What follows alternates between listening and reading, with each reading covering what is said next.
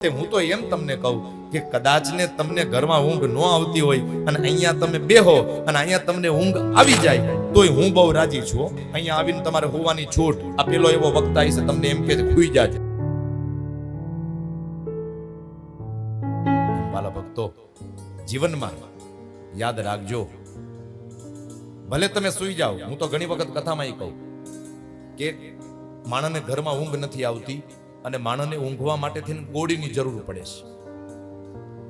માણસની આખી જિંદગી ગોળીમય છે. તમે વિચાર તો કરો, એને ઊંઘ નથી આવતી એટલે એને ગોળી ખાવી પડે છે.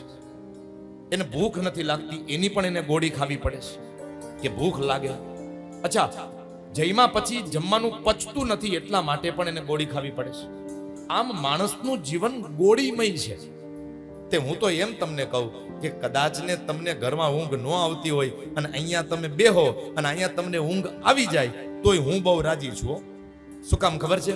કારણ કે મને વિશ્વાસ છે કે જે અહીંયા આવીને પણ સૂઈ જશે એને એક ને એક વખત આ 7 દિવસ દરમિયાન ભાગવતજીના શ્લોકો અવશ્ય એને જગાડી દેશે, અવશ્ય એને જગાડી દેશે. અને જેને ભાગવત જગાડે એ મોહ નિશામાં ક્યારેય સૂઈ નથી શકતો સાહેબ.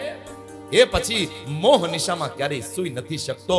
જેને ભાગવત જગાડે તો ખરા અર્થમાં દુનિયામાં જાગી જાય છે. પછી એ માયાથી પર થઈ જાય, પછી એ ગુણોથી પર થઈને ગુણાતીત બની જાય, પછી એ કંઈક અલૌકિક અવસ્થાને પ્રાપ્ત થઈ જાય. માટે અહીંયા આવીને તમારે હોવાની છૂટ. આ પેલો એવો વક્તા છે તમને એમ કે ખુઈ જાજો. હોવાની છૂટ ભાગવતના શ્લોકો જગાડશે.